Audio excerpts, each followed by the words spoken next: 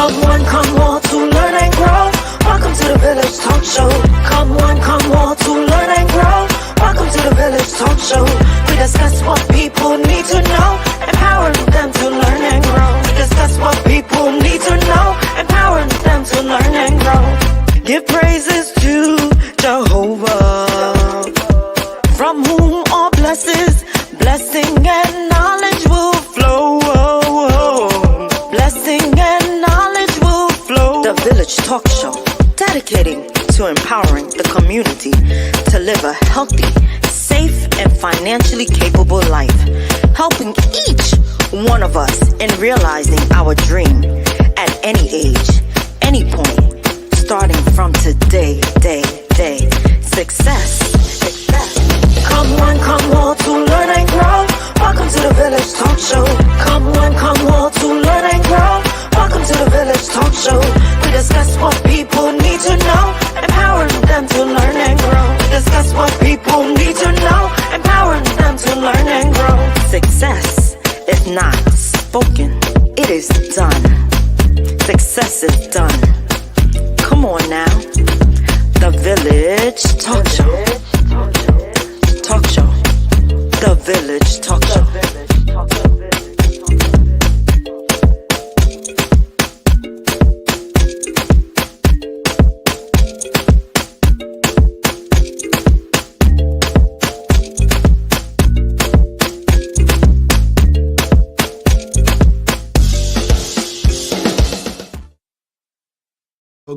Hello, good evening, ladies and gentlemen. Thank you for joining us right here in the Village Radio Talk Show. I am Roderick Daly, your host. Joining me is our co-hostess, Dr. Joanne Bryant. Looking very excited and looking forward to having a lot of conversations around what's happening in the United States and abroad, what's happening in the world, coming off a tough week for both the GOP and both Joe Biden and the governor and the speaker and all the different issues that are happening. So it's really, really exciting. So what's going on, Dr. Brian? How's everything going? Hey, doing great. How about you? How are you doing? I'm actually doing pretty good. I'm excited. I'm excited about the work. I'm excited about the work that we're doing and looking forward to doing more. By the way, how was the mayoral Amen to that. how was the mayoral school things? How are they? Oh, that's a wrap. That finished last week. Thank God it's a wrap. So now we're gonna wait. I know it's finished. I'm saying, how was it? How did you think it was fruitful? Do you think they're gonna redo it? What do you think? So Pardon me? our governor made her she gave her comment on what she wants. She believed it should stay. A lot of the people who came out, they were not too happy with mayor control. But like I mentioned prior, or their dislike for the mayor than anything. So not fully understanding what it entails. So if I don't like the mayor, I'm just gonna say I don't want it. Everything he wants, I don't want. So it's just right. You're breaking up a little bit, Doc. Doc. And again, everyone, welcome to the Village Radio Talk Show. Doc is a little bit frozen right now, but we could get right into a lot of things that are happening. Yeah, you're back. What are you saying now? I said you figure people would come up with solutions. No, they just want to vent.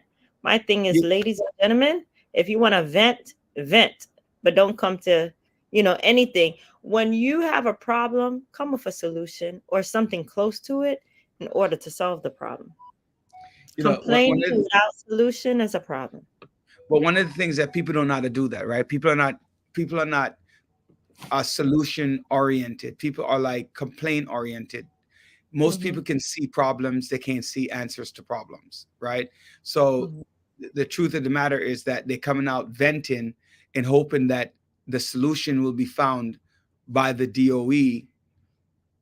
Hey, Clark, um, right? By the solution will be found by the DOE for the complaints that they have, when in fact the DOE is not looking to resolve their issues, because the DOE basically had their own intentions, right? They already decided what most people at the DOE and the panel have already decided, that they're going to go for mail control, right? But that decision, to know. me, well, to me, that decision have been made, right?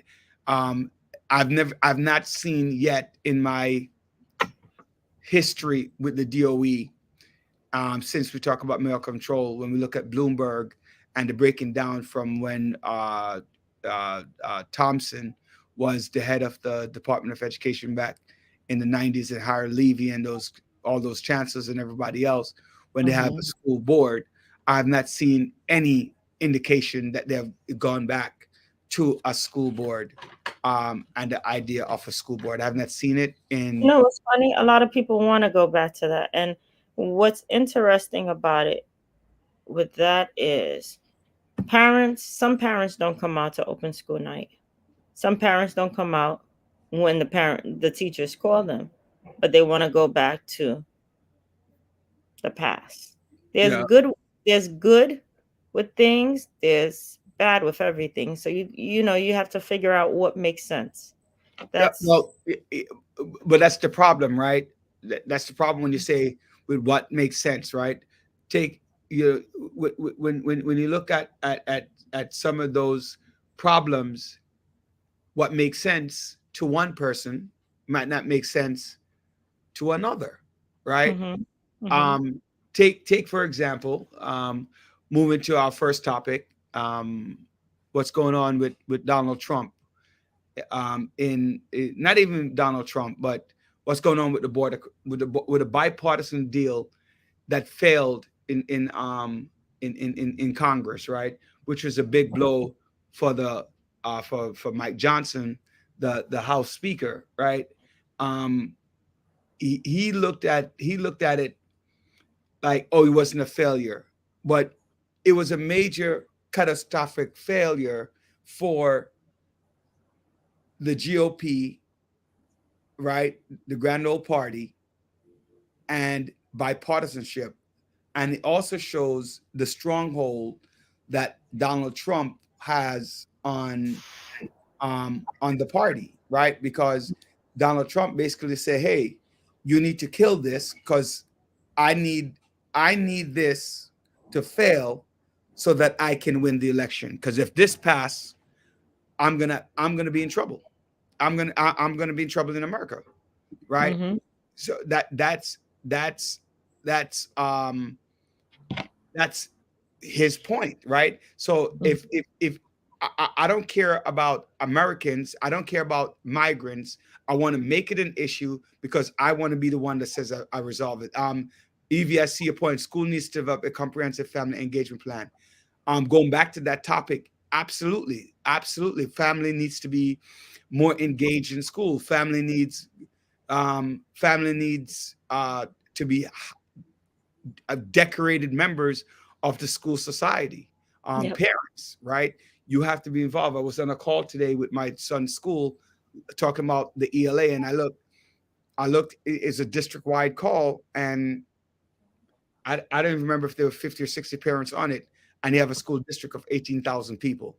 You know, to me, that's an example, right, of what you're saying, Dr. Brian, which is more complaint and more complaining and less resolution to the issue. How can you have parents in charge of education when first they don't understand the concept, they don't understand what's happening, and then second, they're not involved.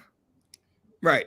But it's not just the lack of involvement that we have to concern ourselves with. The lack of involvement is important, right? That's very important. But the lack of involvement with ignorance, is another level. Right. right? It's going to add more chaos to Right, situation. you're adding more chaos because now you have these groups that are a lot of groups that come out that they prey on those things, right? They do. They prey on those parents who they prey on those parents who have no idea. I don't know that I don't know if I agree with you, Evie, that schools can just express show up. They have to create versus jobs that pay for rent. No, I don't agree. I don't agree with you with all of everything that you're saying, because schools don't have the ability to create major incentives to bring parents on board to pay for rent and for put good and food on the table. Schools don't have that. That's a governmental agency type thing that would afford parents those opportunity. So I don't know. School, the incentive for you to be an active parent in school is that you have an active child in school, right? And the education of that child is paramount in the development of the child. We can't just say, let's give you food and Kool-Aid for you to come to school, for you to participate in school. Let's Why can't I get Kool-Aid? Why you gotta say Kool-Aid? Because Kool-Aid is too sweet, and there's diabetes that runs in the Black community, so we can't afford that. Kool-Aid, sugar ain't got nothing to do with diabetes. Let's break it down now, Patrick. You know, it's all about carbohydrates and the way it breaks down. Well, create some more insulin. All right, brother. Come on. So going back to the topic, when we're shifting a little bit, and I did come back, Evie, to answer some of your questions about that, which I like I said, I don't agree with the incentive on that level. Not that there can't be some incentive, there can be, like giveaways, like speaking to corporate companies that help to provide like maybe a dinner, or raffle something off to some parents for them to win some type of incentive. Yes, but you need to know what's happening with your child. You need to be involved, right? But without incentive. Yes, well, yeah.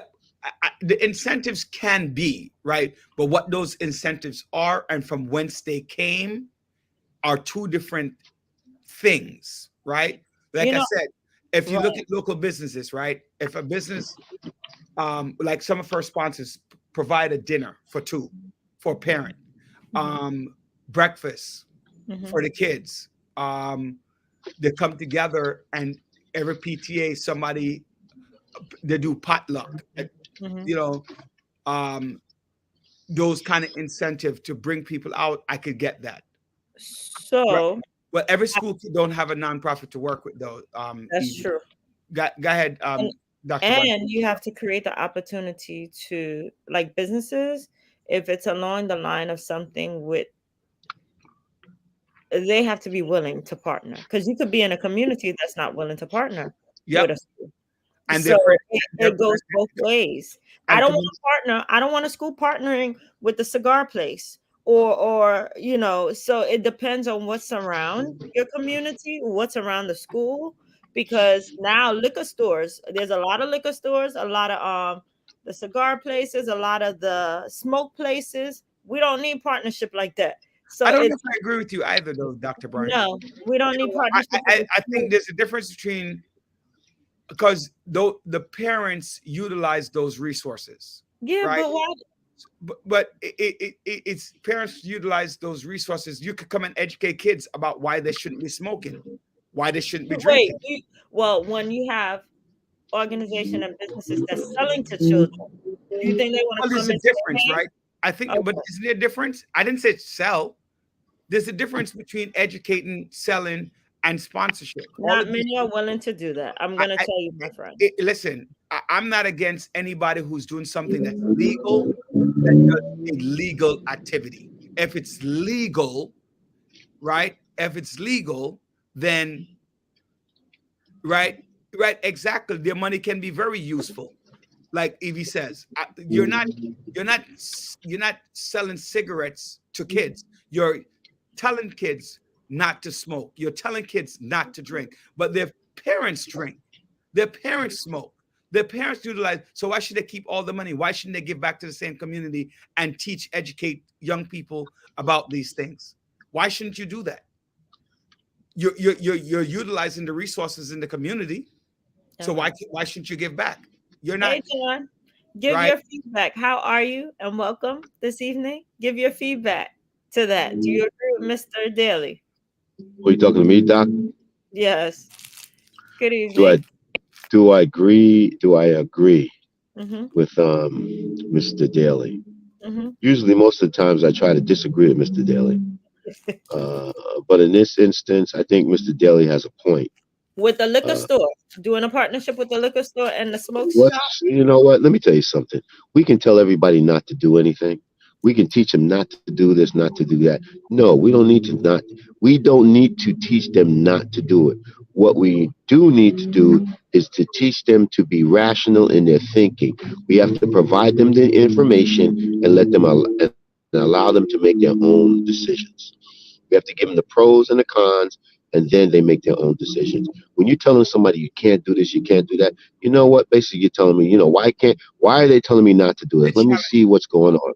Yeah. No, let me see. You know what? I'm going to explain to you the pros and the cons. If you want to use it, it's totally up to you, but you have to understand the cost-benefit analysis. And that's it. Just move on. And that's the point. And Evie, you're right when you say helps keep money in the community, and it does. So it's not blood money, right? It's not a criminal activity type money. I want to. Everybody's associating with the alcohol, with negativism. People have alcohol. People have alcohol at receptions and celebratory events. I'm not saying that. I'm just saying if you're going to partner, for example, a lot of times when there's partnership, they bring their logo, they bring things that they're actually having their store. But why you can't limit what that partnership looks like? But you could talk to the partnership. You can have a partnership with the liquor store and the schools, and then basically liquor store says, "Hey, Johnny, you coming in? Nope, you can't. You can't drink. You're not supposed to drink. You're not supposed to do this. You know what I'm saying? Hey, I would love to sell it to you, but I'm not going to sell it to you because why you're not in school. You should be. You know what? You don't need to be drinking this right now. You know what I'm saying? Like, that's how you get more involved. You know what I'm saying? You get responsible store owners who have a vested interest in the community." Okay. And education, right? And education. That's where it plays a major role. The educational component of what you're doing. Want to switch gears? Like I said, I want to go on to Donald Trump. Lenny asked the question: do you think that he should be tried? Do you think that they would try Trump before the election? Absolutely. Absolutely. I think they are going to try him on some of the cases before the election. I think the big ones they won't. No, yes, right. The January 6th, they're pushing that back. I think both January 6th and Georgia, they will. Roger, hold on. You're talking about Trump and the January 6th and all this Trump shit. What about that damn investigation with Joe Biden, where basically with these documents, and basically they're saying, "Oh, we're not going to charge him with anything else," but they're saying they're questioning the guy's mental capacity. That's even worse. That's what I meant. They're questioning his mental capacity, memory, and all this. And this guy wants to be come on. No, we're going to talk about that, John, because Dr. Bryant did bring that up. Well, we need to talk about that because we always talk about Trump. We need to give the balance. We are, but there's certain issues that I'm saying that's going on right now that equally important, and I think like we want to segue to Biden and what's going on with Biden, because that's going to be part of the conversation, right? Well, you say equally important, we're dealing with Donald Trump. Well, we know what's going on with Donald Trump. I was segueing into the calamity with the border crisis that happened, right? Where that was a damn joke. Yeah, and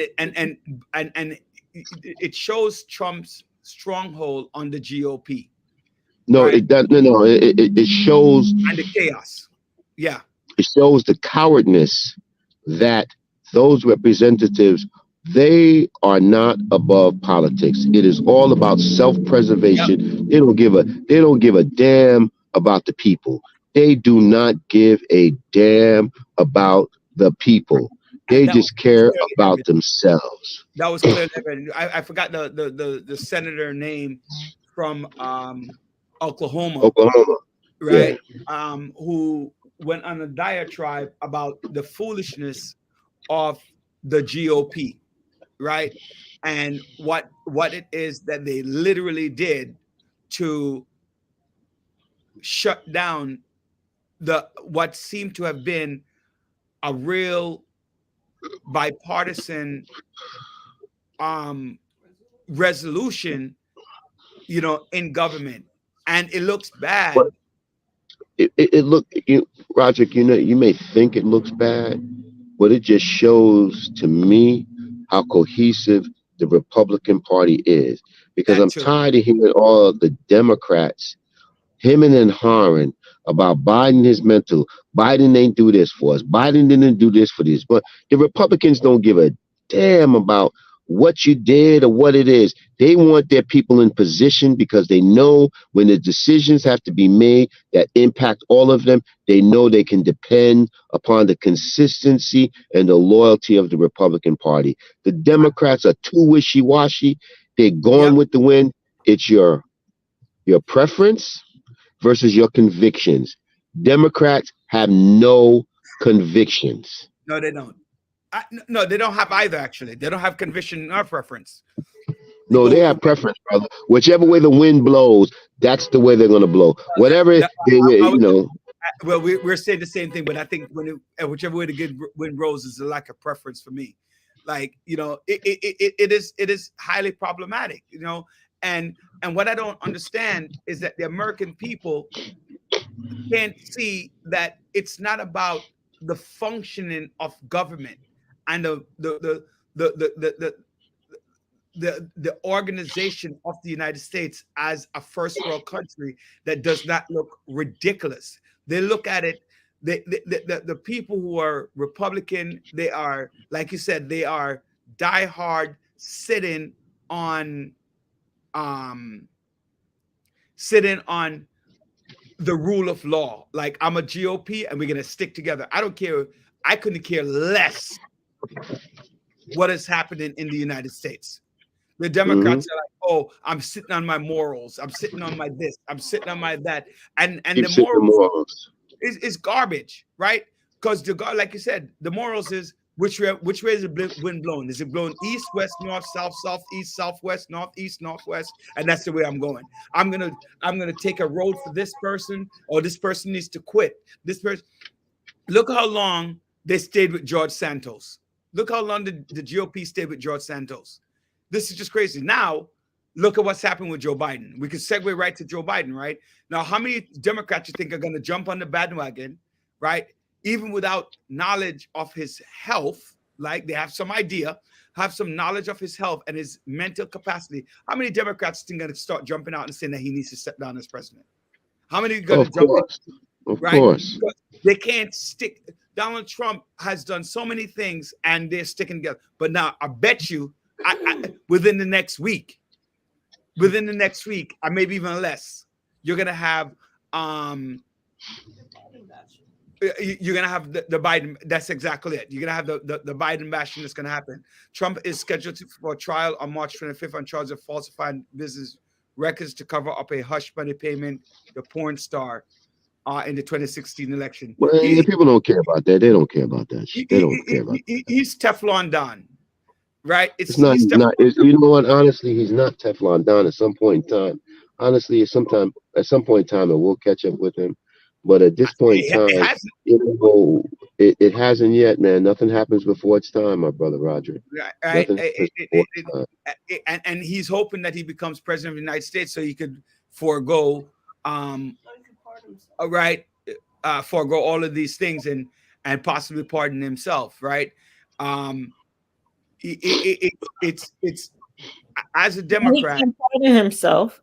huh? He can't pardon himself. Well, he's that. Listen, let me say this to you. The Supreme Court is 6-3 conservative. Mhm. 3 of those judges were placed in there by Donald Trump. 3 of them. Mhm. So far, in no vote has those 3 judges voted against Donald Trump. I think one time, that the young lady, not Kavanaugh, the young lady, what's her name? No, Amy Coney Barrett. Barrett. Barrett. Yeah, she voted one time against Donald Trump. Once, Right. right? Mhm. But the other 2 has never. Clarence Thomas, Oh, never. I don't expect anything from Clarence right? Thomas. Clarence Thomas and It was the a other joke. 2 have not voted anything other than for Donald Trump.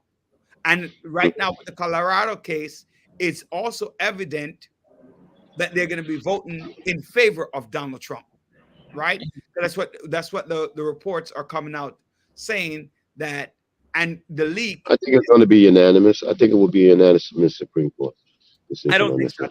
I think it's going to be a split decision. I think it's going to be Nah, 6. it's not going to be no. Mm-mm. Yeah, Even the questions that Kajani Brown raised, she was like, so basically you're just trying to just prevent other people from preventing democracy. Basically, every state can just throw a person off in this, and you got chaos. No, so it's not going to happen. It's going to be nine zip decision. I doubt it. I think I agree with John. let's have a friendly rager. I think it's going to be 6-3, 7-2. No, Right. I agree with John. 9-0. Again, let's have a friendly rager. 7-2, 6-3. You keep saying you ain't saying what you're putting up, brother. All right, let's put up $5. No, we don't wager money on this show. You Okay. owe us a meal. If you lose, you owe us a meal. All right, no problem. If I right. lose, dinner. Definitely. But it's soup though. Soup. Some chicken foot soup from I don't want no soup. No. You're not part of the wages, John and I. What? No, Doc is part of the wager. Doc is right there. All right. So some soup from one of those restaurants, local restaurants. Some nice chicken soup. I don't want no chicken soup. All right, then I do. I'm gonna eat chicken feet. Yeah. I don't know. He on his own on that one. I don't want I'm with none. you. Nothing to do with chicken feet. Yeah, man. So how was your day, man? Hello. was We all didn't right. get to greet you. It was a blessing day. Every day you wake up in the morning. That's so Every true. day you wake up in the morning. How was your day, Doc? I mean, I think this whole thing with Biden and these documents and Trump, we really have to look at the bench that we have in both the Democrat and Republican parties. But who actually wants to be president of this country? To all the vitriol that you have to deal with on a day-to-day basis, you can never do right. That's true. You can never do right. Of war, either backing up a war, part of a war, supporting a war. So I don't know. There's a lot going You on. try to close the borders. You want to close the border. You do what you can. Then all of a sudden, you have those who are just because they don't want to give you a win, they will not support your legislation. That's very frustrating at times, especially. But then this whole migrant in New York City with the migrants, everybody's getting on the mayor. Even 50 Cent was like, hey, why aren't you giving these people the money? But then when he had an opportunity to speak to the mayor, and the mayor broke it down with him, he's like, you know what? I understand now. We're such a society that Quick to judge. Quick to judge. But not Quick to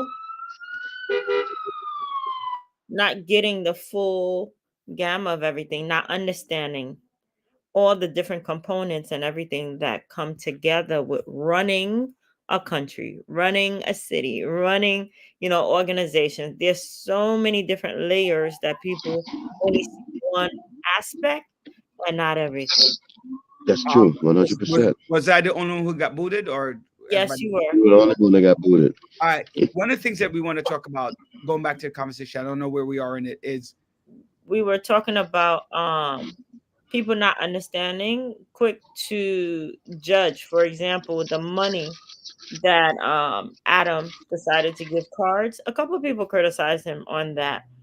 But after having, like John said, after having a conversation with him, then they understood. So certain decisions that's made, unless you really have a conversation and you look at it holistically, you won't understand why certain decisions are made.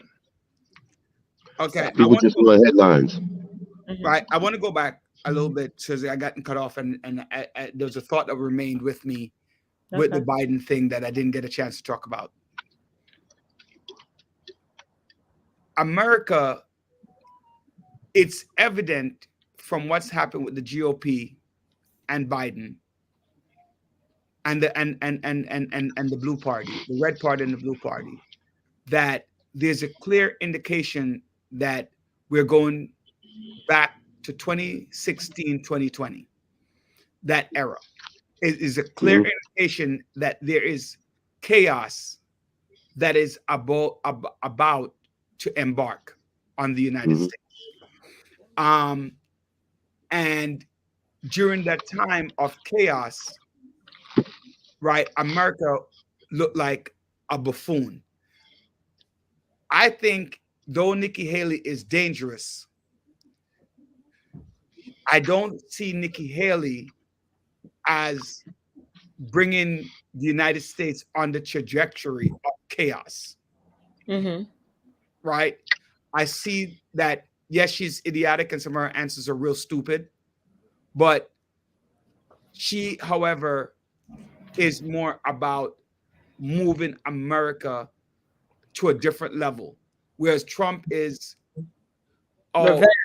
revenge, witch hunt, all of these different things that would state that he's not running for president for the protection of America.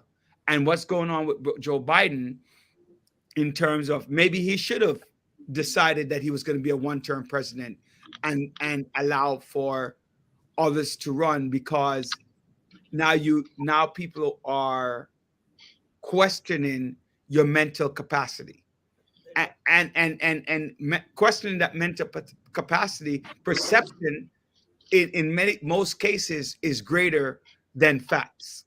Wait, people were questioning Donald Trump mental capacity No, too. they're not. Not at the same. No, wait. Let's correct ourselves. John and I say this all the time, and I'm going to say it again. The Republican Party stick together. So even if they're questioning, it's not the Republicans that are questioning at the same level the mental capacity of Donald Trump. And Donald Trump couldn't care less about the Democrats who are talking about his mental capacity. The Democrats, on the other hand, are chastising and will continue to chastise Joe Biden about his mental health. So he's going to lose Democratic support, which is different from Donald Trump, who is not going to lose any support from his grand old party because they stick together. 37% of people will vote for Donald Trump right now without anything, just for his name to be on the ballot. 23% are at the point where they said they're going to vote for him because there are Republicans. So right now, you're looking at approximately 60% of Republicans who are going to vote for Donald Trump no matter what. So think about those numbers. Those numbers are massive. While Biden has to fight for his votes. But anyway, I just wanted to bring that back into our fold before we move on. You were talking about Eric Adams and what happened with what? No, we were talking about Well, with 50 Cent basically was criticizing Adams for giving the migrants this $1,000 a month card, but when he had a conversation with Adams, he fully understand why and the savings that it would cost. So everybody gets caught up in the fucking in the optics. John, you're gonna kill me, John. You're gonna kill me. I'm gonna get so many phone calls today. Oh my God, I'm gonna get phone calls. Yeah, go ahead. You're saying with the optics. People get caught up in the optics so much and the headlines instead of looking deep into the story. Yeah, and but that's what we're talking about. Our guest last week mentioned that some of the people came up. They were like, they had a sign. They only eat a certain type of food. You know, hey, they're a certain religion. They don't want this. They don't want that. So it's hey, if they have a certain amount of money a month, guess what? Figure it out. Yeah, you said it right, Doc. Figure it out. You know, yeah. What else, Doc? I always say to people, learn. If I always say, when you have bad habits, learn to keep your habits to yourself and maintain your own habits, right? I like a lot of people don't appreciate that comment. If you like Cuban cigar, buy your own Cuban cigar. Don't expect for me to pay for it. Mental capacity for Biden, but dictatorship capabilities for Trump. That is very, very true. Very, very true. True. Right. The reality of the situation, right? The reality of the situation is that it goes back to what we said earlier, John. Perception versus reality, right? So true. Right. And also, wait.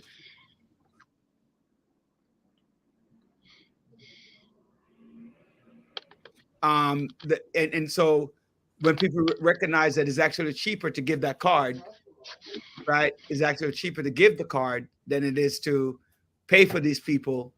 You realize, hey, they have to budget themselves better. Stop saying I don't eat Jewish food or Muslim food. I only eat Jamaican food. They're gonna realize, hey, maybe I need to have a burger. You know, and something in between.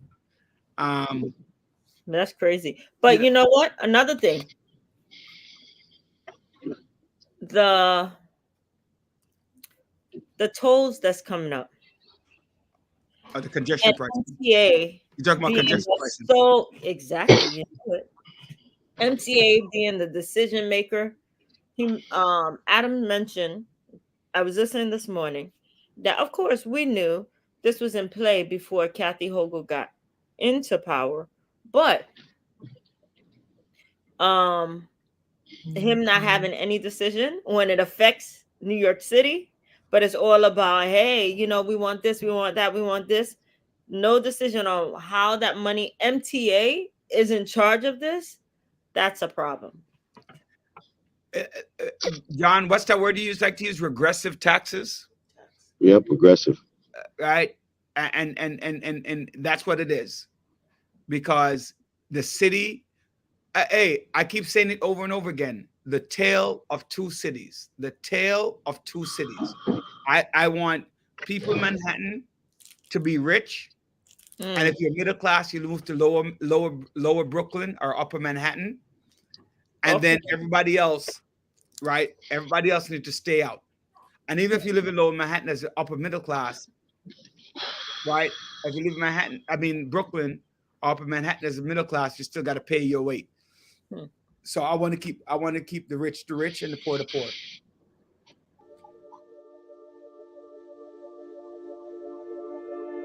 Footprints Cafes now offers Caribbean flatbreads, available in 11 mouth-watering flavors, including favorites like jerk chicken, curry chicken, honey garlic chicken or shrimp, ackee and saltfish, garlic cheese, and more. our flatbreads are satisfying and can be enjoyed by the entire family. So make it a flatbread night at Footprints and enjoy the fusion of flavors. These flatbreads are so good, you might just have to fight for that last piece. Good thing there's plenty more where that came from. Get yours today from any of our Footprints locations. Want to enjoy your flatbread at home?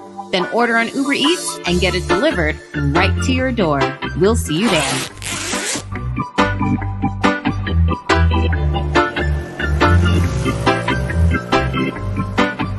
Call Howard Housing Solution today for all your real estate needs. Sellers, we can get top dollar for your home, and our vast network of professionals can facilitate your move and help you purchase your dream home in another state. Buyers, we have a pulse on the market and can get you in a home quickly.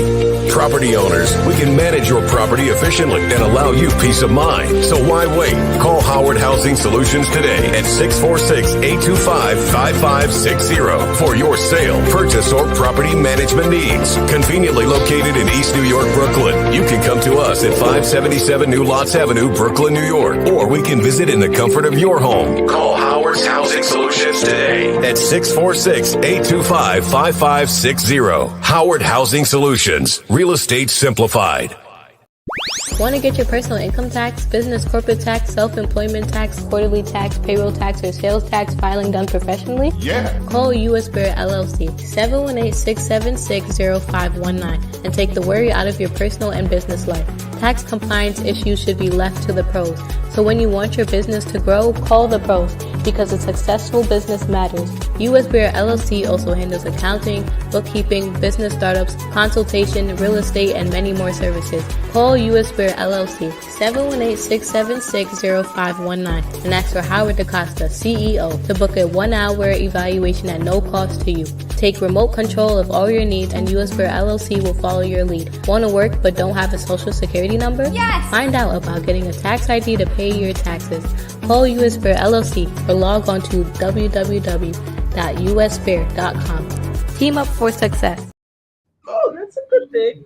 I have some. Just remind everyone that brought to you by Grace Family Adult Social Daycare, 646-504-5778 or 347-962-7168. Bring your adult out, let them come out and have a good time at 1330 Utica Avenue, corner of Foster Avenue, where we ensure a healthy and happy life for elders. They could play games, billiards, dominoes, table tennis, bingo, cards. They have a salon, beauty salon. Check it out. That they can get some care, some salon care, Medicaid accepted. Call for an appointment. Part of the Akiva Management Services.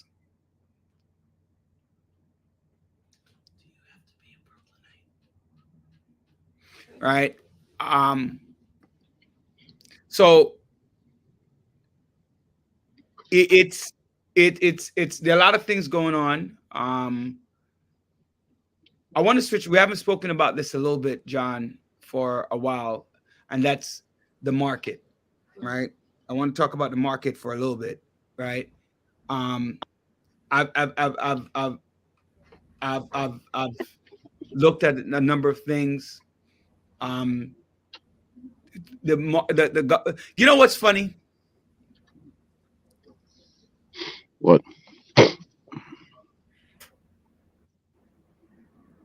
What's funny, Roger? Clinton, from 92 to 2000, made the economy flourish. Bush brought it down. Obama brought it back.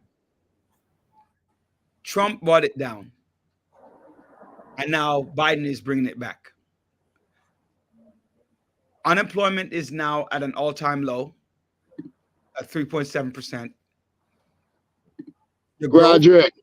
Wait, let me finish. That's all that mainstream numbers. What about the hood, man? No, wait. Let me give the numbers first. And then you can critique.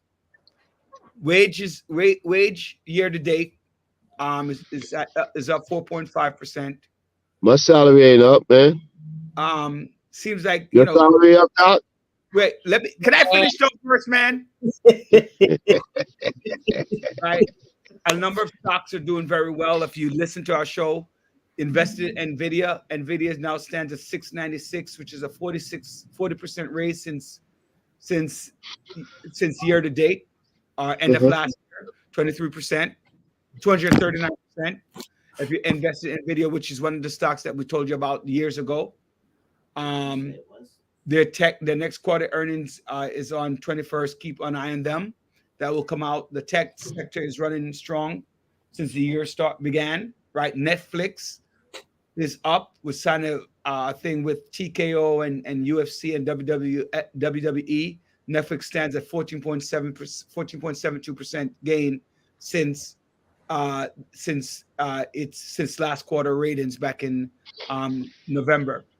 The stock market is on boom for a lot of places. You have to get your financial advisor, get some conversations around it. I'm not telling anybody to buy Nvidia. You look at partial stocks, partial stocks and see what is happening with the partial stocks. That you might not be able to afford $700 for Nvidia, but you might be able to afford partial stocks. In the hood, it's around new salary and increase in salary, right? So certain positions don't have increase in salary, John. So don't start yelling out there like, oh, I didn't get any. Like if you're a union worker, right? Union workers, the UFT, the state education people, the CSA, all got a nice raise. They all got a nice raise with retro. So CSA and UFT. CSA, the state ed. I don't know about that. The state ed and the UFT. Let me say it again. Maybe not the state ed, right? Okay. I know CSA and UFT just got a beautiful DC 37, got a beautiful raise with significant retro that people want to dangle checks in front of my face because I'm not working anymore, right? And I've been out of work for 4 years.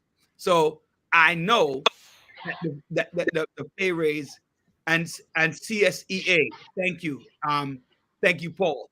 CSEA also got a raise. So yes, in the hood, they're getting raises. I ain't getting no raise. In the hood, their jobs. Right? In the hood, they're getting raises. No. Doc got a raise. I did? Yes, you did. You got a raise. Get out of here. No, I did not. Doc? I'm serious. Okay. Doc got increase on her salary. You really? Okay, go check. You got an increase on your salary. No, I did check. And I'm telling you. All right. Maybe I missed something. Maybe you saw something I did. Maybe they inform you and they send it to you because I didn't get it. All right. I know you, right? In the hood. Hey, that's straight from the hood. And by the way, there are a whole bunch of jobs out there. That's a lot of people are getting hired. A lot of people are getting hired. People who want jobs. By the way, the employment 3.7. Everybody doesn't want a job, John.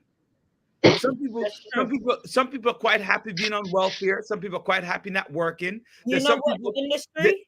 The food industry. A lot of people do not want to work in the food. A lot of companies went under because of people who don't want to work. People don't want. You make it sound like people don't want to. Some people. I swear to goodness, I still hear it up to today. Some people rather hustle. Right? They rather hustle. I don't have to pay no taxes. I don't have to worry about. I just rather hustle.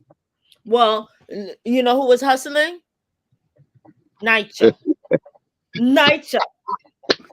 Because here it is. They were working. But that's a good one. That was good. That was good. My God. Many of them? Come on. They were hustling. They were hustling all right, Doc. You were right. Of the people living in there. Come on. No heat, no water, nothing half of the time. You see, I'm a hustler, baby. I'm a hustler. They want to get paid. They're getting paid already, but they want to get paid to give you a contract. Really? Please. Well, 70 people got arrested for NYCHA. At least 70 people got arrested with NYCHA. At least. Right? At least. At least 70 were arrested on Tuesday by city and federal investigators in one of the largest public corruption roundups in Justice Department history. According to about 70 people were charged in connection with varying alleged corruption and kickback schemes. Let me tell you something. Well, I wanted to from 2013 for the last 10 years, right? Let me tell you something. Of those 70 people going to jail, maybe 5. Nah, brother. John, all of these are sensationalized. Man, get out Roderick. They arrested. Roderick. The feds are. This is not a state case, Roger. This is a federal case. It's a big difference, my brother. There are 55 current employees and more than a dozen former employees were charged after allegedly demanding more than $2 million. Let me explain something. And $13 million. Let me explain something. Remember, NYCHA is the largest housing area. I still don't care. I know that I'm not going to say heads are not going to roll. Heads are going to roll. Heads are going to roll. There are people who are going to go to jail, and they're going to spend some time. But I guarantee you, off the 70, if we talk about this a year from now, 2 years from now, maybe 5 to 10 will spend any. You wanna wager on that too? Again, another wager, sure, another chicken soup, of course. I have no issues with that. And I'll pick the restaurant this time. A different restaurant this time, though, right? No, this time it's some jerk pork. Chicken soup. This time it's some jerk pork versus your baked bread. You bake the bread versus jerk pork. How is that? Because I'm still waiting on the bread, John. No problem. I'll make some this weekend. Right. Right. But the fact of the matter is, I love how they throw these cases out there, and like they want to make it seem like, oh my God, it's so great, it's so all of this crap, and then you read up, and then all of a sudden, boom, it's 10 people. Because remember now, there are little people who like just got $1,000, $2,000, but they're still charged, right? So all of those people mean nothing to the system. So all of them going to be cut free. Is the one, bro. It's different in the federal system. John, I've seen cases where people racked up money in the hospital where they cash people's checks. Let me ask you, was it a federal or state case? It was a federal case. Federal came straight up federal, right? And the people that came in, the federal came in, and I see people who are non-citizens of the United States still were able to get their citizenship, and they spent no time in jail. They got probation, and they got no time in jail, and they got their citizenship. So I'm telling you, that's very rare, my friend. Right, I'm telling, but I've seen it multiple times. That's why sometimes when I look at these cases, unless it's like 34 people and it's like 34 counts of murder, right, or a major drug bust with like and even then with a major drug bust, they're still only going after the top dogs, the Nino Browns of the world, right? But this is crazy though. 13 million. In contracts, another $10,000 in bribe for right. The bribes involve small jobs like plumbing for less than 10 grand. That person's not going to jail, right? Prosecutor alleged, but building superintendents demanding kickback payments. They're not getting the superintendents. They might lose their house. They might lose their housing, and some of them might not even lose their housing. I get a slap on the damn wrist. But $13 million though, John? What are we doing, John? For giving more than they're taking this very seriously. People are going to go, heads are rolling. Heads are rolling. No, I agree. And you know what? They need to start inspecting more buildings around, because as much as people are not taking care of their building collapsing, the repairs weren't done. A lot of individuals did not have heat and hot water. When you look at these things, that's criminal. Criminal. You need to do more inspection around who is doing what. You have millions of buildings going up, but who's actually paying attention, close attention, inspecting these areas that haven't been changed. They haven't done the roof in like 40 years. And, you know, these people, the rent keeps going up, but people aren't doing their jobs. So here it is. Supers didn't, you know, sliding. Hey, slide me here. I'll give you a contract or whatever. That's not what we put you, you know, there for. That's a problem. They need to pop up. Yeah, you know, one of the things here, though, it doesn't just suggest that they don't. It's that they give. Don't go out. It's not just that they don't do the job, because that's not what they're saying. It's more like they're asking for favors to get the job done. So right.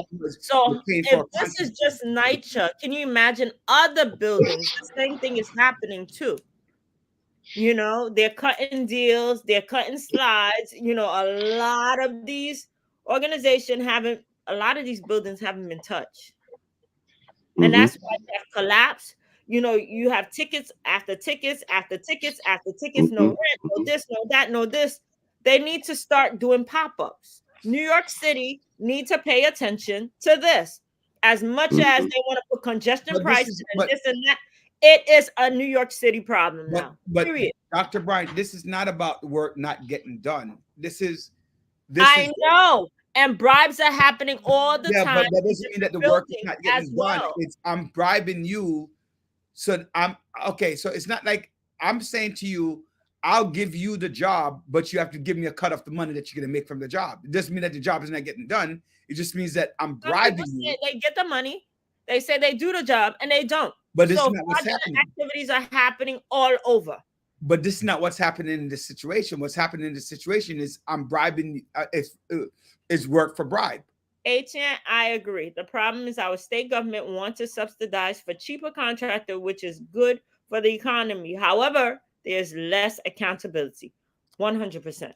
I agree with that. But again, 100%. I don't think this is what this doesn't. Yes, that's one. Okay, wait. Let's go back. It doesn't say that work is not getting done. That's not what. Okay, what I'm saying to you is that should be a reason why now they need to start doing pop-up with buildings collapsing, with bribes happening. That's a all different the time. argument. But that's a different argument. We're having back and forth, back and forth, back and forth, back and forth. What I'm saying to you is that's one example. You know, but it's not what this article is about. And I agree with you. Yeah, they needs to pay attention to that instead of putting it that's what you want to talk about then. No, instead of putting all the money towards congestion pricing and everything, they need to go and inspect and do more pop-up inspection. That's important. But what does that have to do with corruption? Bribes and corruptions are happening all the time. All the time. And it's happening at the expense of people living in New York City. That's what I'm saying. Yes, we're going to be in agreement with that. Like America needs to, well, not just New York City, but America. Corruption happens all the time. Unfortunately, pay for work, bribe. Hey, give kickback. Hey, I'm doing you a favor. Do me a favor. You're making money. I need to make money. And then the concept of not doing the work. Like, it's one thing to get the contract and not do the work, and another thing to get the contract and pay me kickback to get that contract and not do the work. Well, you keep saying not do the work. There's no indication here that the work wasn't done. Wait, how much problems throughout the last couple of years you're inferring a lot of issues. Wait, you're inferring from an article that talks about corruption. No, I'm not only inferring. This is based on historical facts. But you're inferring from an article that speaks about corruption, right? From corruption in NYCHA to not doing work in NYCHA. Yeah, that's fine. I mean, if you want to bring the tray in, that's fine. Yeah. Good evening, Star Girl.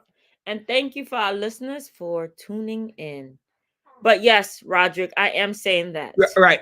So, but I don't want you to move from one space and make an inference when there was nothing. This is nonstop. Well, then maybe we need Not to have a only show. white stuff, But building then other maybe we need building to do a show owners that about have it. How about we do a scaffold show all about the it? time. I don't care. Scaffold all the time. They don't do the work, and they get paid. But guess what? At the expense of who? But again, you're still not. You're talking about two separate things here, Dr. Brian. I'm putting it all together Why? because I'm frustrated for the people of New York City. Period. Point blank. You're frustrated because of the work. I agree with you that the work But needs to get because done. New York City, they're not treated right. You know, more increase every time you turn around, more toll increase every time you turn around, things not being done, everything. You're just like on a roll today, boy. You're just like complain heaven today. All the bad things going on in the city. You're tired, huh? Time to move. Where you moving to? Don't worry about where I'm moving to. Like you're swinging in your chair. You're all irritated, all caught up. Where you moving to? Because you mad. You Dr. Brian. Not worried. This happens many of it. I'm speaking from my own experience. The state government needs to be more involved. There should be more of it. Yes, but the people who are doing the oversight, they're corrupt themselves. That's true. So that's what Dr. Brian is kind of saying, but not really saying. But you know, like for example, what's the oversight with the MTA? Dr. Brian touched on that earlier with congestion pricing. What's the oversight on the Verrazano Bridge, the Bronx, the Whitestone Bridge, the Throgsnet Bridge? Or what's over MTA spending money like Waffle? Why do they need to do congestion pricing? They're going broke. Are they really going broke? How do we know that? Just like Vision Zero. Vision Zero is bull crap. There's no Vision Zero there's no indication that Vision Zero is an effective means of stopping road crimes. What it does show is that people are getting tickets up the wazoo. That's all it shows, that people are getting tickets, period, and the city and the state is making mad money. There's no difference in traffic fatality no significant difference between traffic fatality and Vision Zero. The only thing is that the coffer in the city has gotten bigger, and people are paying out their behinds where they can't pay. So it sounds like it's personal, Roderick. It sounds like it's personal. Yeah, it is personal. You know what I looked at, Dr. Brian? You know what I looked at?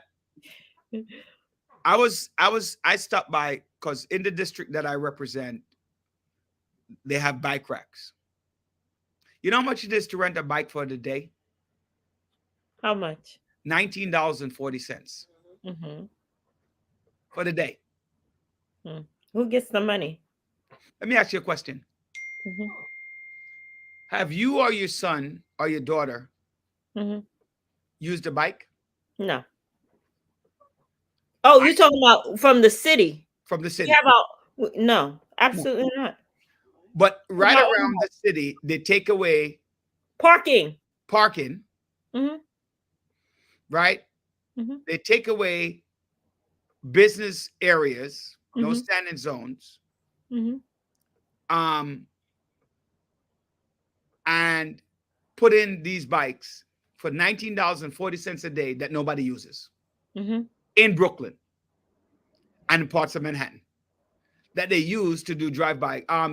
Etienne asked a question, what is Vision Zero? Vision Zero is just what Bill de Blasio did to say that when you make it a corner and a turn, you lower the speed limit to this, to like 25 miles an hour, 5 miles an hour here, blah, blah, blah, blah. And then they put up more cameras, more traffic lights, more red light cameras around the city. It was supposed to be next to the schools. Initially it was supposed to be right next to the schools. Right next to the schools for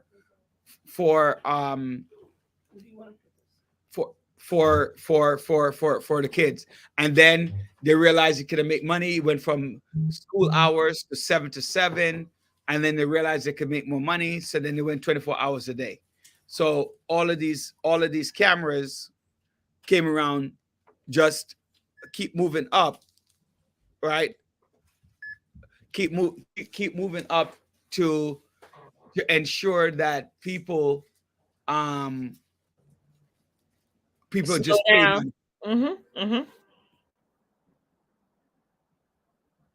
and that's what Vision Zero is. But it's a money making, money grubbing piece. How many tickets have you gotten? Zero. This year, zero. Okay, last year? Last year probably, I don't know, 4 or 5. Okay. Like tourists get a lot of tickets. People are outside. They get a lot of tickets. It's about money. It's about money. Mm-hmm. Yeah, but who writes them though, Paul? Etienne, who rides these bikes? Do you get on a city bike every day and spend $19.40 for a city bike? Many of them get stolen, defaced, broken down. So, and then guess what? They replace them again and put them back. But it is true. The parking is gone. It's like as though the city no longer wants people driving and take the bike or the MTA. And I'm not doing any of that.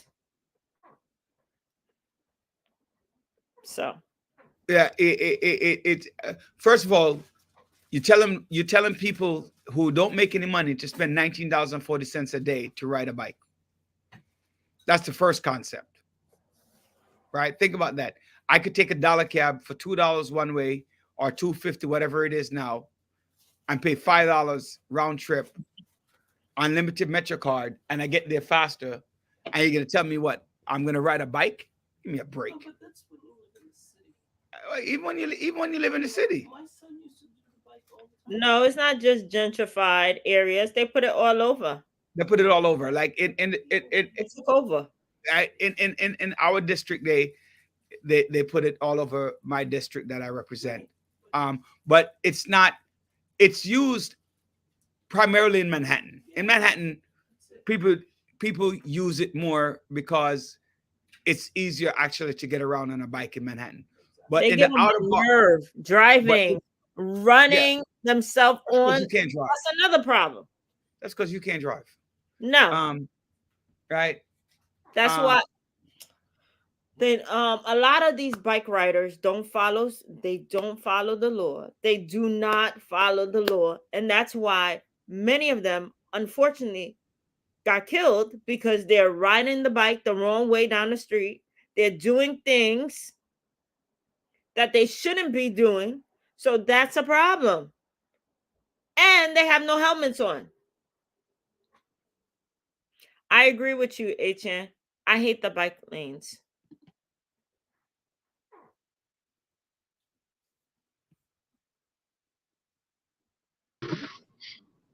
Hey, Empress. It's nice to see you.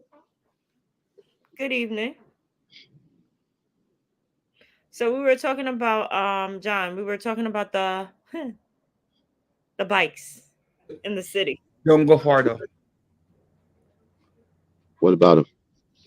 Like we're just talking about like the Jasmine, the Jasmine. Talk about my dinner.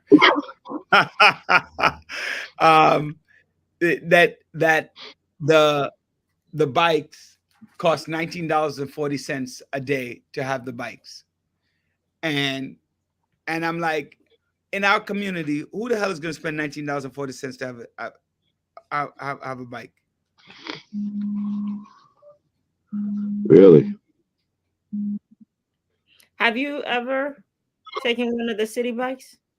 No, never. My daughter does. She likes to ride them. Okay. Oh, okay.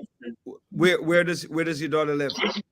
Where does she rides them either if she's in the city or she's downtown Brooklyn. Right.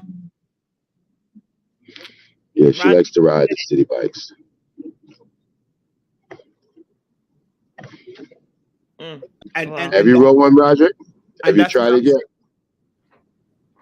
But that's exactly what I'm saying. Like you do this, you use the city bike when you are in Manhattan or Lower Brooklyn. But when you extend further out, you don't Right. you really don't you don't. It's a waste of time and a waste of money for them to put it out there. Right? Yeah, but it's it might not be for the whole day, but it's $19.40 per day. That may be. I wonder what's going on with John's thing today. John is in and out. Don't Right. know. Eric Adams gave his wish list for Albany. MTS? No, for Albany. Right. Where he's in line to kiss the political rings Tuesday. Oh, next week is not The this election. weekend. The No. election. No. Next weekend is Black and Puerto Rican caucus. So all of the elected officials from New York, the mayor, the governor, everybody will be up there the following weekend. I'm hoping that I can make it, get out of the hospital for Where that you week want to go? To Albany? to Albany for the weekend. Yeah. This weekend? No, not this weekend. I can't get out of the hospital this weekend. Okay. Let me see. Let me just double check. Mm-hmm. The weekend, next weekend, I have a couple of days where maybe I can. I'm looking at my schedule. I have a couple of days we might be able to sneak out of the hospital. To go where? Well, Albany. Talk about. You are bizarre, my friend. Why? Why don't you just watch it on video? Ask somebody to stream it, and then you could see it. What are you talking about? Chill out, my friend. Nah, you're out of your mind. So Eric Adams. So everybody will be in Albany next weekend. From the dates are, so if you have like union or part of organization, in Brooklyn, like East Flatbush Village, they have a bus that's going up. Certain other political person, Darlene Mealy, normally has a bus that goes up to Albany, and depending on where you are in Harlem or are they elected. So from the 16th through the 19th, through Monday the 19th, you have Black and Puerto Rican, Asian, legislative, Hispanic caucus. All those letters in there, but they're not in that same order. But all of those letters, you go up and then you go lobbying all around. You enjoy a festive weekend up there in Albany. Well, have fun. If you decide to go, have fun.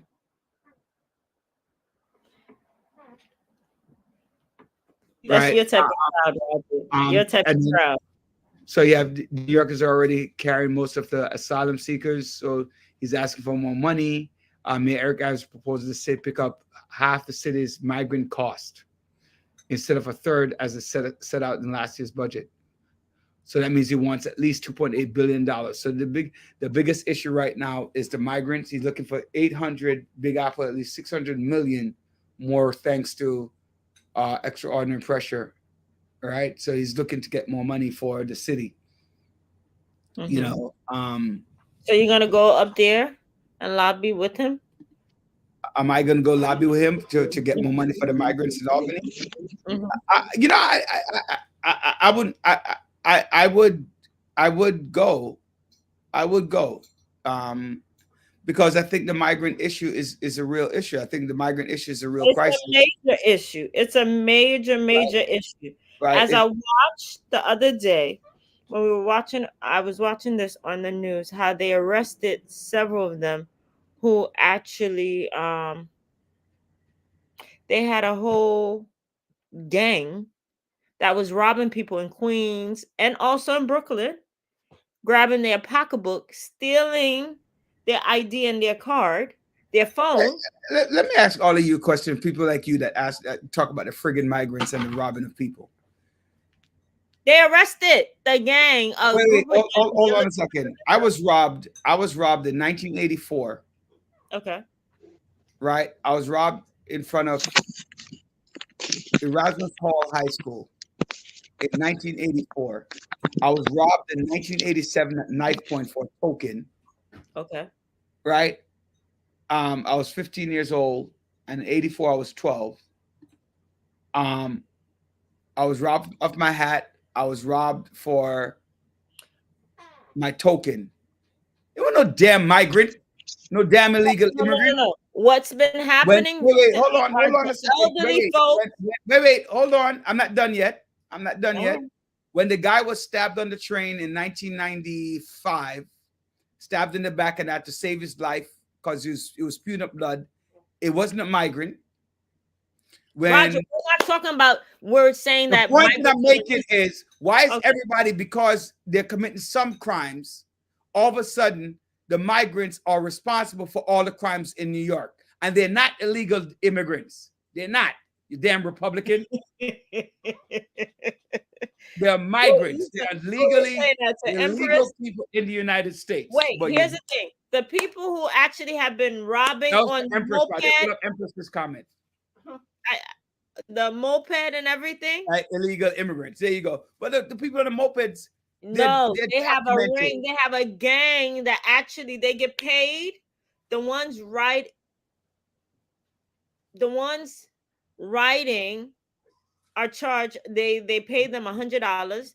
The ones who actually steal, they get paid between $300 and $500 per phone and pocketbook and everything that they actually receive.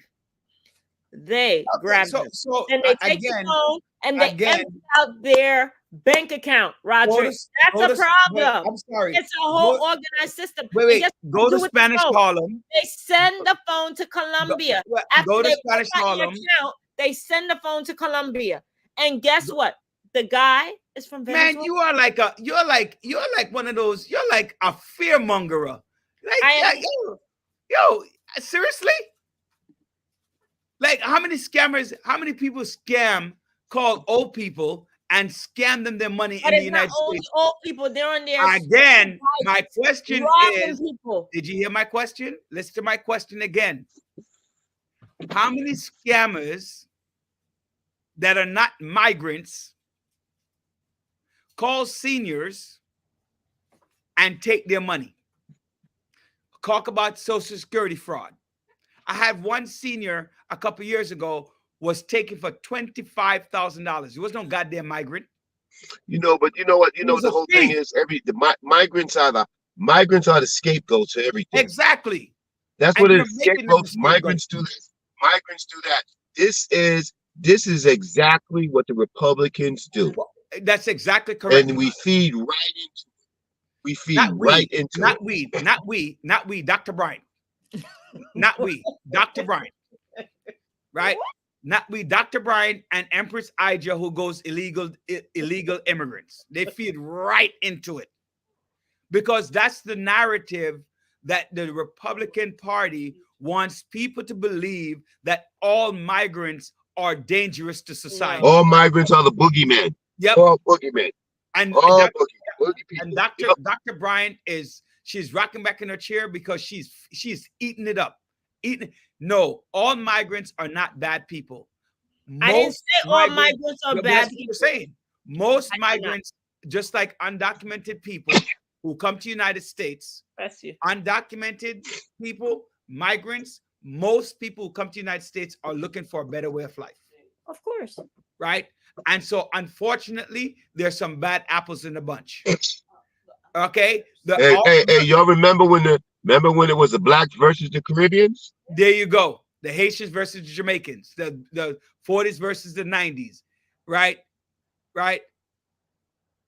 They make tax as well. They pay tax, you mean? Yes, they pay taxes as well, right? The fact of the matter is that when I look at the 14,000 plus murders in the United States, 10 of them aren't from the migrants. The 14,000 plus murders in the United States, the over 5 million people who are in jail in America, right? I doubt 10,000 of them, and I'm just throwing a number out because I don't know this factually, right? I doubt that 10,000 of them are migrants. Right. So the real fact is the crimes that are committed in our country, in our city, are not from migrants. But like John says, the Republican Party and people like Dr. Bryant, like Empress Ija, want to portray them as a scapegoat, just like Hitler did with the Jews and the whites did with the black during slavery. That's not true. I don't. Absolutely. Mm-mm. Absolutely. We need to tighten up the borders. Absolutely. We absolutely need to tighten up the borders. All of us are strong proponents of the border control. There are too many migrants coming in. They are my problem with the migrants is the cost effect on our city and our nation. That I have a problem with, because the burden is on the taxpayers, especially New Yorkers again. Especially the middle class. I keep telling you, New Yorkers, they're getting hit. You know, you're dealing with the migrant crisis, and then you have congestion pricing. Yeah, you know, just keep on adding it. New Yorkers again, and they agree. But it's not just New Yorkers. They agree to congestion pricing, in spite of the fact that they know that there's a migrant situation. Because what happened? Because of the migrant crisis, they want to create more money. Well, and so it should not be at the expense. And it's not just New York, by the way. We keep. I know. It's Chicago, it's California, all different places. But the thing is, they don't have congestion pricing happening.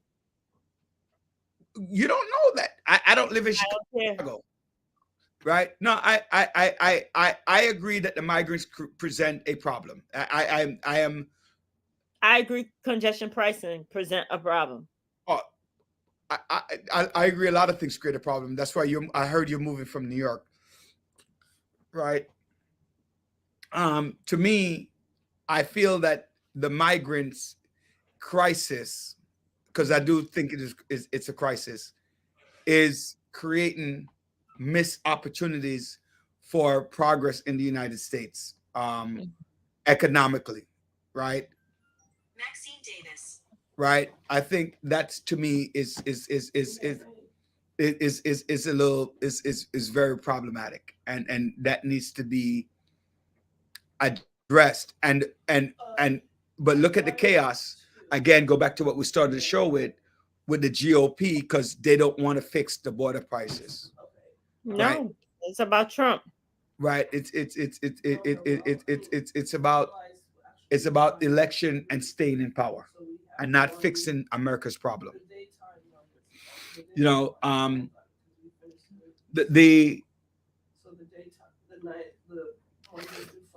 so one of the big things that happened this week, and I think is well deserved, and I think they should have done the same thing in Sandy Hook, is that they found Jennifer Crumbley guilty of involuntary manslaughter in the shooting death of the 4 students over there in Michigan.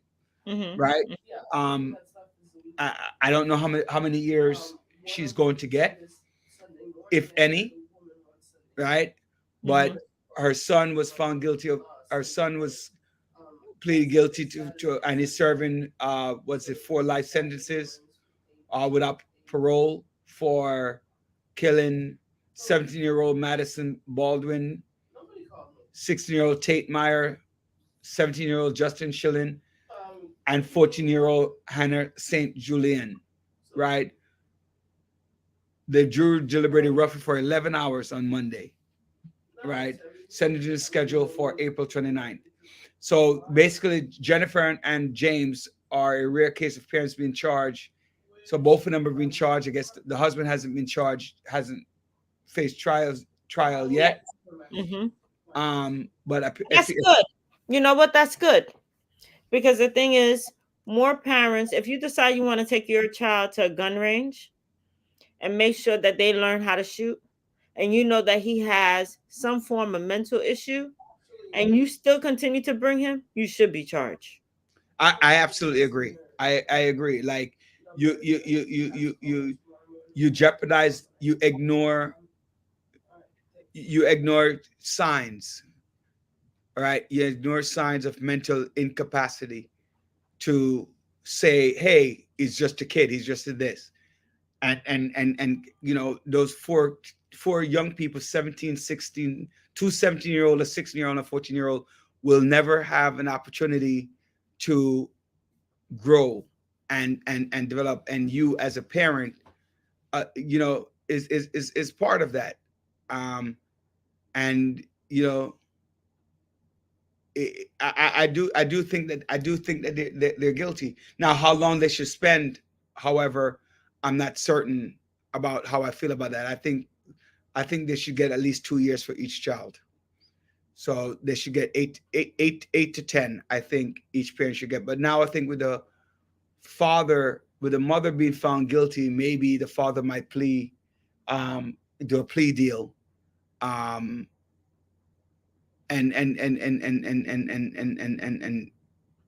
take a lesser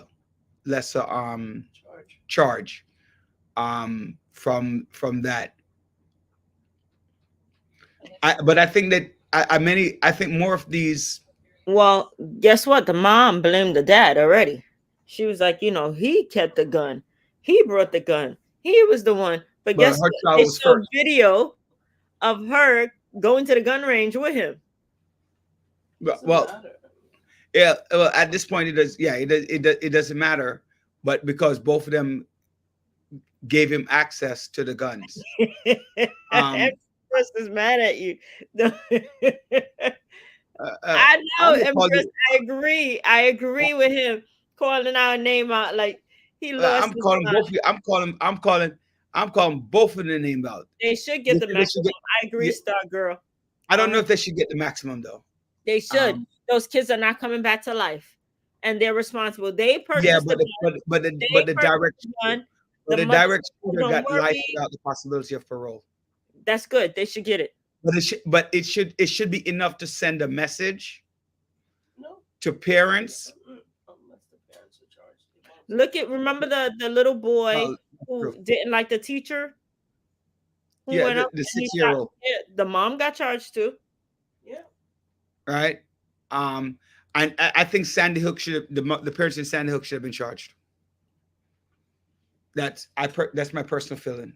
I still hold to this day that the parents in Sandy Hook should have been charged for the 26 murders that boy committed. Mm.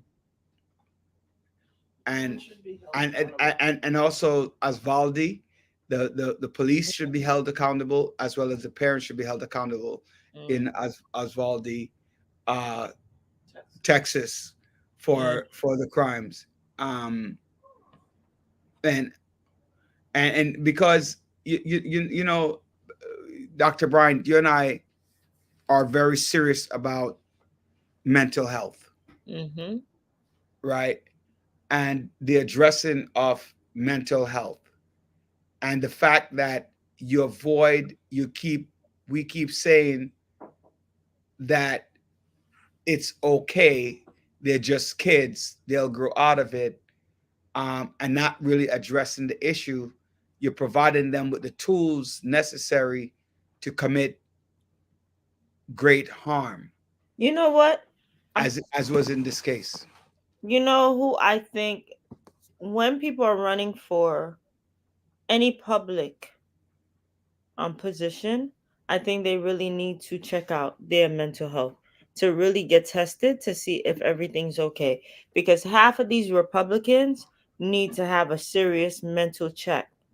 I believe they really need to check out what's going on in their brains, because it's nothing.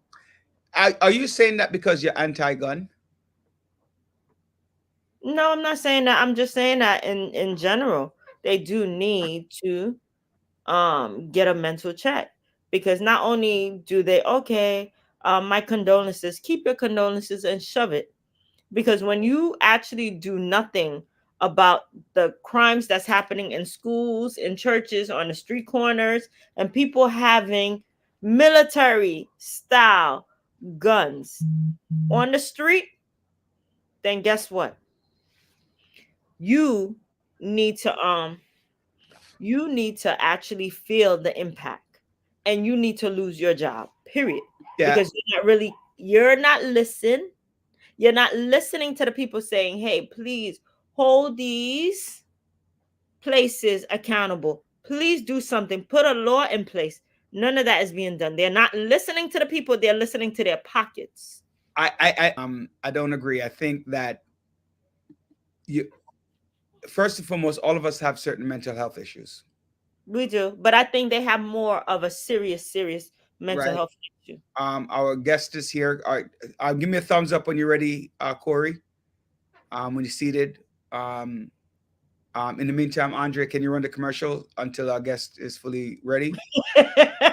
Tracy, I know you're so right. I know these are folks are mentally bad. Really though. Sitting down, he's ready. Andre, run the commercial so that we can have the guest come on.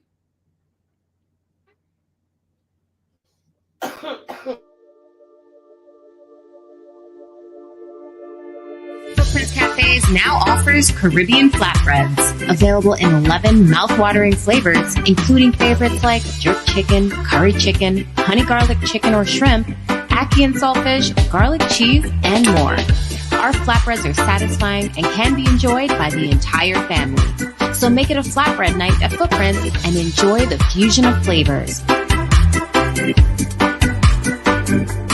These flatbreads are so good, you might just have to fight for that last piece. Good thing there's plenty more where that came from. Get yours today from any of our Footprints locations. Want to enjoy your flatbread at home? Then order on Uber Eats and get it delivered right to your door. We'll see you there. Want to get your personal income tax, business corporate tax, self-employment tax, quarterly tax, payroll tax, or sales tax filing done professionally? Yeah. Call U.S. Spirit LLC 718-676-0519 and take the worry out of your personal and business life. Tax compliance issues should be left to the pros. So when you want your business to grow, call the pros because a successful business matters. U.S. Spirit LLC also handles accounting, bookkeeping, business startups, consultation, real estate, and many more services. Call U.S. Spirit LLC 718-676-0519 and ask for Howard DaCosta, CEO, to book a 1-hour evaluation at no cost to you. Take remote control of all your needs and U.S. Spirit LLC will follow your lead. Want to work but don't have a social security number? Yes! Find out about getting a tax ID to pay your taxes. Call U.S. Spirit LLC or log on to www.usspirit.com. Team up for success. You got busted, Roderick. I did.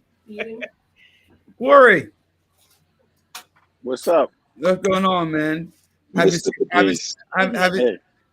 seen in a hot minute. Inspector Pegues, how is everything going? Great. So it's great seeing you, Inspector Pegues. Hey, everyone, welcome our guest. The great deputy inspector from the former NYPD officer, and what is it? A political analyst or legal analyst on law and crime, author, actor, producer. Everything.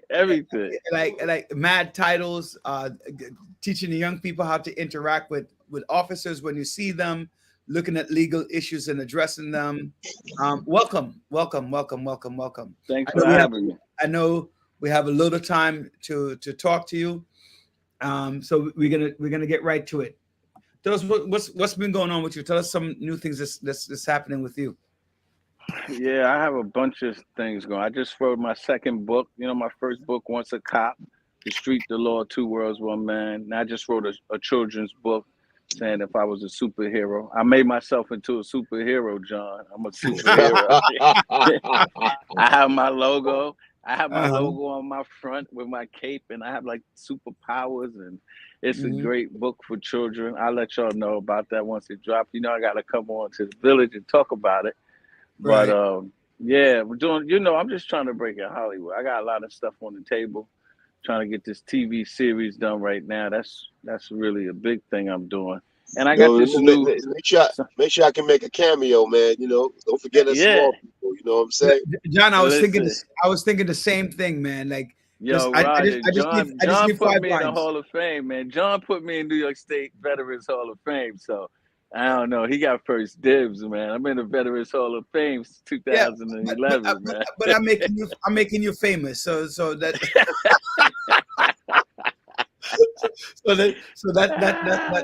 That's a trade-off. That's a trade-off. Yeah. So I'm just working. I'm hustling. I need everybody on here to follow my YouTube channel, CPGeeks 9098. That's CPEGUES 9098. Every single day, 9 a.m., 10 a.m. There's a new video live of me on my Instagram page talking about law enforcement issues. The past 3 days, I talked about the $53 million given out to the migrants.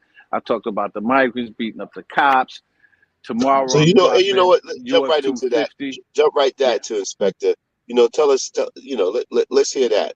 You know, the money one? And also hear about the incident with the cops. Your thoughts? Yeah. Oh yeah. Well, the thoughts with the cops first and foremost. Y'all already know that I was a cop. My daughter's a cop. My she's a detective. My nephew's a sergeant in the 7-5 squad. We can't have police. You know, our frontline defense getting beat up.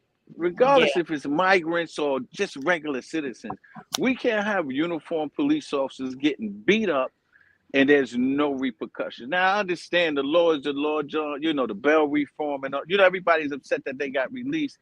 It's not like a migrant law. It's the law of New York State. If they can't keep them, they can't keep them. So that's something that the Senate, you know, upstate in Albany, they got to work with. But for the life of me, like, cops can't be getting physically assaulted and then we let them go, because now you create this atmosphere where everybody's gonna be beating up the cops. They got to be on point now, because hey, cops could get beat up with no repercussions. So I don't know. So it's gonna go two ways. Either it's gonna be no repercussions, or cops are gonna end up killing somebody.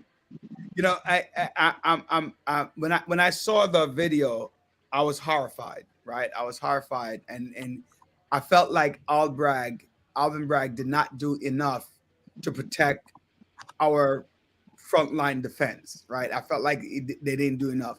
And then to know that, you know, because of these laws, which I have another friend he's in Staten Island detective squad, right? And we're always talking about how letting these prisoners out so easily, you know, cause issues and lack of respect for the law and lack of respect for the officers. Mm-hmm. And to me, I felt like there was a great disservice to our men in blue, right? And what is happening. And it was unprovoked, unsolicited, all those words that relate to nothing but pure innocence. And to see that happen, and to see that, you know, your grand jury charged them, but to see that they're just getting back out. Yeah, well, Roger, you gotta, like, we have to be locked in and focused on what it is. It's not an Alvin Bragg issue. This is the bail reform. So until they fix that upstate, every DA, it don't matter where they got beat up at, it's the law. So, you know, the overwhelming majority of, I guess, minorities around the city was saying, you know, that, you know, Khalif Browder, you were in jail for only $500. He couldn't get out. He ended up hanging himself. You know, like, people go into prison and then they're not criminals. They come out as criminals. We know that, you know. And so, listen, it's a balance that they have to kind of just fix this whole bail thing, because some people need to go to jail. And I think if you did an analysis of, since they had bail reform, it's actually been working.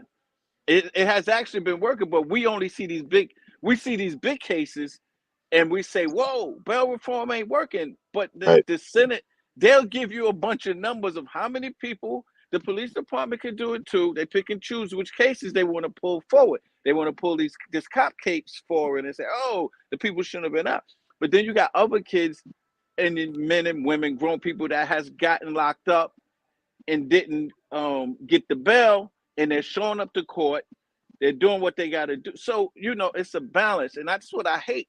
they only show, you know, the extravagant case, but there's a whole bunch of other cases, because when you fix it, John, once you fix it, it fits everybody, right?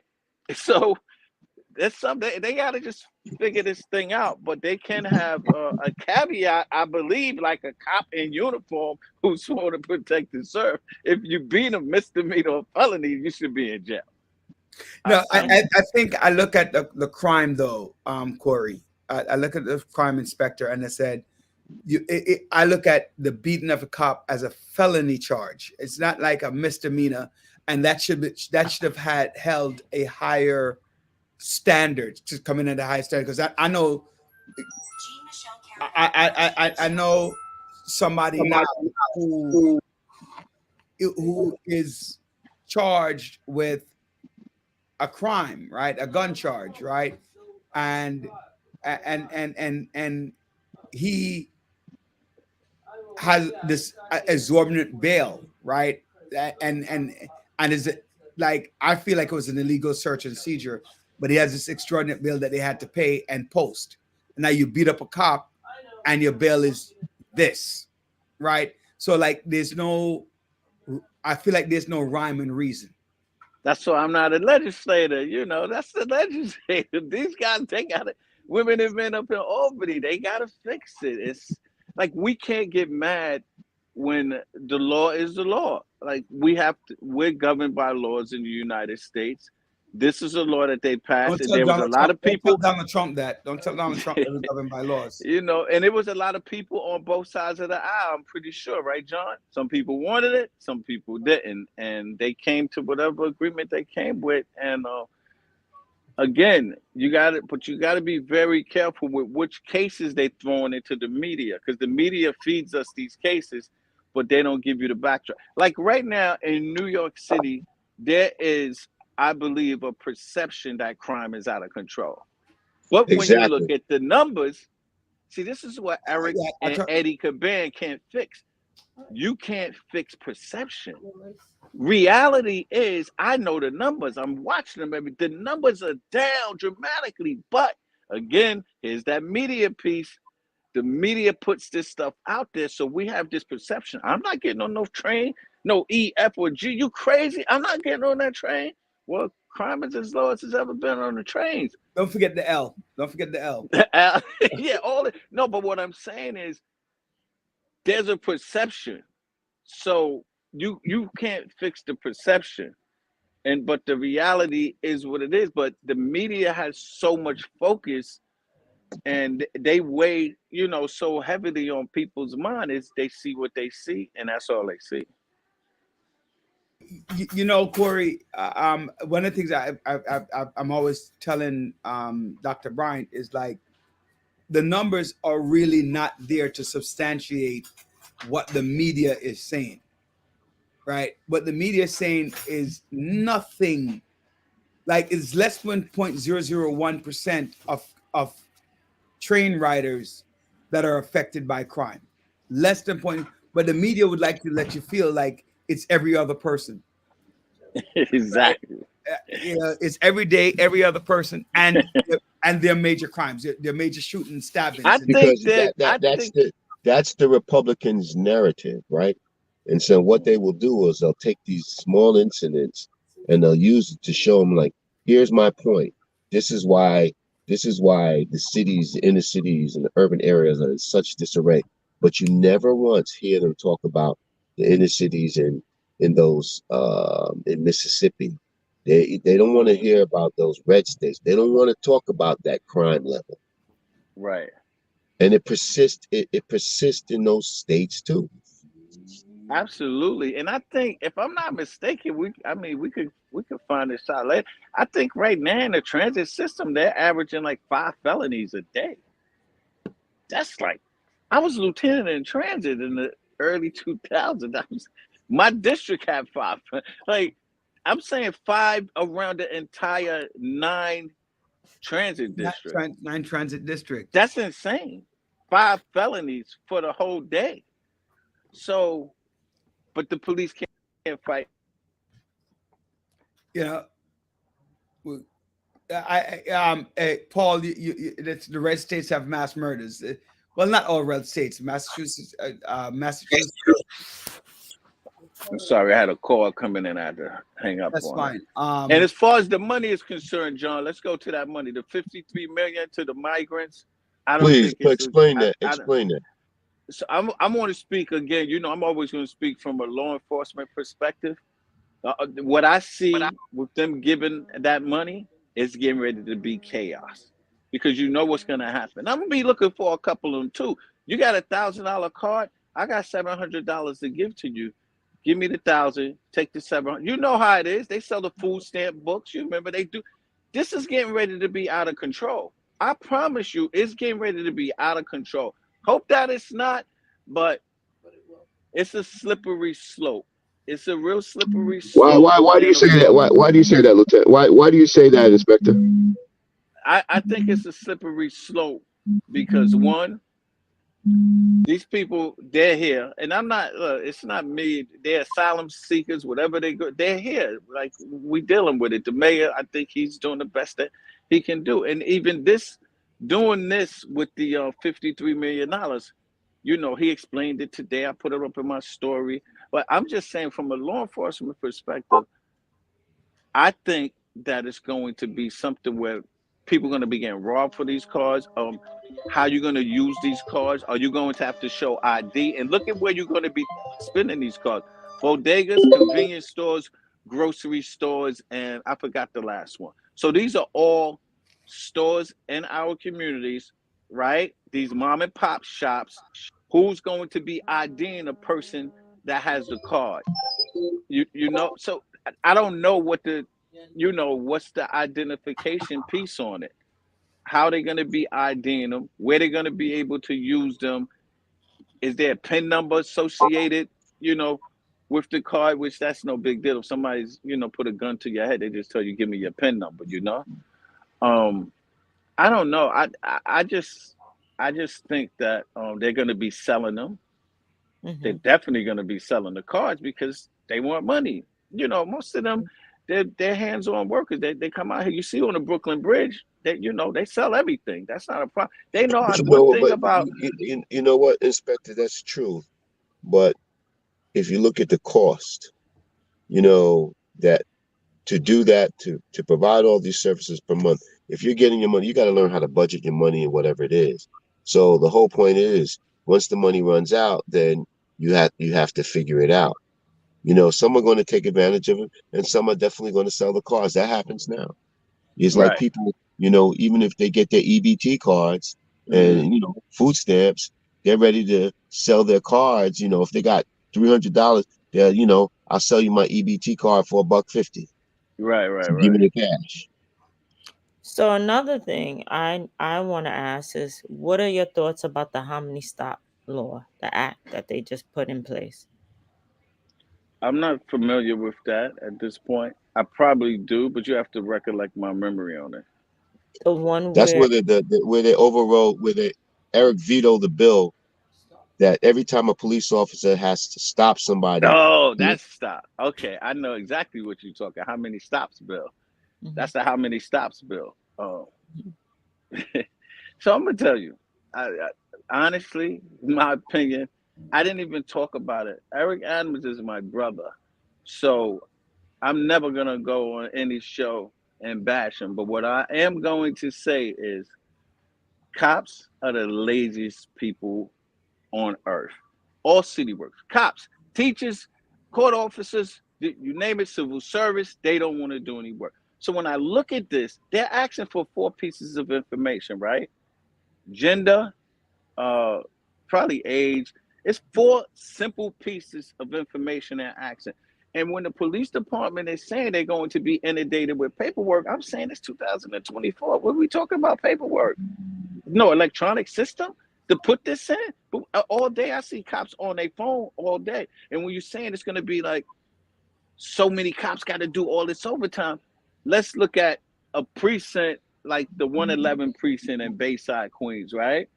One of the slowest precincts in the city. Let's say the car might average only 6 jobs a night. It's no heavy lift for them to put that little information, even if they writing it on something. and they have body cameras, so the information is already there. I really think that the mayor, like some battles you got to pick and choose. Like I don't think this was a battle he even need, because it wasn't a battle he needed to go into, because we can't have on one hand saying stop questioning frisk, cops are not writing down, stop questioning frisk. Well, you know what? The city council said, well, all right, we're gonna fix that. Now we're gonna have this system. They're gonna write this information down. Because one breath we're saying that, and the New York State Supreme Court justice came down and said the way that NYPD is doing stop questioning frisk is unconstitutional. So now, how are we going to gather the information? So they came up with this level 1, level 2, level 3 thing. This how many stops act. I just personally don't think it's a big issue, because it's not going to be that many cops doing. So you say a busy precinct like the 7-5, right? Probably the busiest precinct is. When I was a captain in the 7-5 precinct, I would start my tour, and the dispatcher would call and say, Captain, you're holding 40 jobs. That's not happening today. It's just not that busy no more. So let's say in a busy precinct, so you're putting out 6 or 7 cars, right? So in a busy precinct, even if they averaging 10, John, right? 10 jobs a car, that's 70 jobs a night. But do you think that it's really 70 jobs a night right now? It's just not happening. So I don't see where it's going to be so much time for them to only put 4 little pieces of information in. And guess what? Even with that level 1 stop, if you refuse to give the information, I just have to guess it. Like, all right, that was a male black, about 30 to 40 years old, and this is why we stopped him, because we was looking for a missing child. How long does that take? It doesn't take a whole lot of time. And you know what the worst thing he did, the mayor and the police department did, was that ride along, because they didn't do them correctly. They rolled it out like it was a freaking circus. If they wanted to do it correctly, no lights, no cameras, you put the council person in, you have the commander put one of them councilmen, say, put them in my busiest sector car. You go out with these people, put the vest on, go out. We're going to do real time. So, you know, you think they was going to take them to places where they had to do these reports? No, for me, it was like it was mind boggling. You're trying to convince the city that we shouldn't do this, and you roll this circus atmosphere out. It didn't make sense to me. I don't know what your feelings is, but I know if you wanted to do it and you wanted to sway some voters, you would have put them in the car undercover. Nobody knows about it, no media. And then after y'all do it, you have the big presser, which is Cameron. You know, well, this is what they saw tonight. You know, I see your point, but to me, it's still be inundating them with unnecessary stuff. I got a body cam on me. You know, my body cam. So I might as well leave my body cam on 24/7. The tour that I'm working, I can get all that information. I got to write it down, go back into the precinct, look at my body cam, get that information off and submit it. You know, so, you know, it's just time consuming when we can be out there. So you did, you know, I did my research, right? You know, I did speak to some patrol officers about this.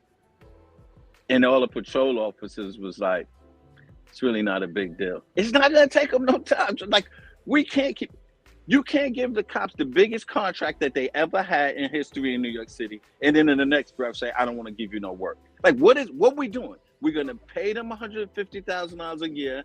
Their expectation is you're going to do work. Yes, you're a cop.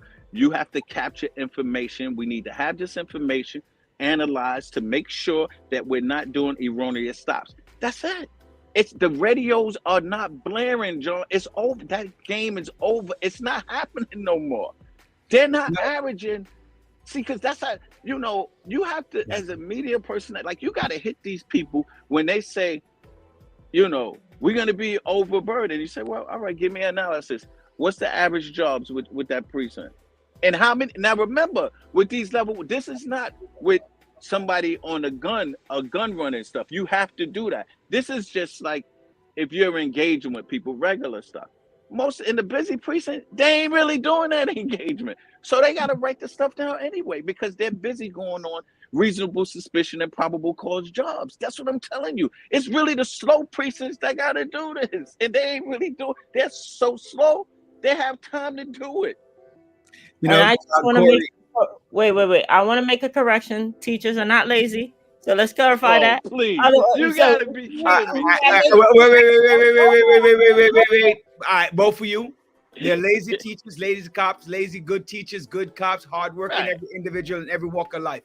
Hey Doc, Corey- I'm not being disrespectful to I I'm just know. saying Corey- my experience in civil service work everywhere, the welfare office, we know we get our check every 2 weeks. No one wants to help you. It's like y'all know that. It's just civil service work. I just we have to continue the conversation. We're actually a lot over time. Always a pleasure having you on, ladies and gentlemen. I want to thank each and every one of you for joining us right here on the Village Radio Talk Show with our guest today, Deputy Inspector Corey Pegues, our co-host John Sampson, co-hostess Dr. Joanne Bryan, our executive producer Andre Dolman, and our producer Sophia Willisey. I want to thank each and every one of you for joining us on today. Happy birthday to every birthday that I missed this week, and hopefully everybody will enjoy. We'll see you next week. And Inspector, we expect you on another time, but a little bit early. God bless each and every one. Okay. Have All a right. great Thank you. Bye-bye. bye night. Good night.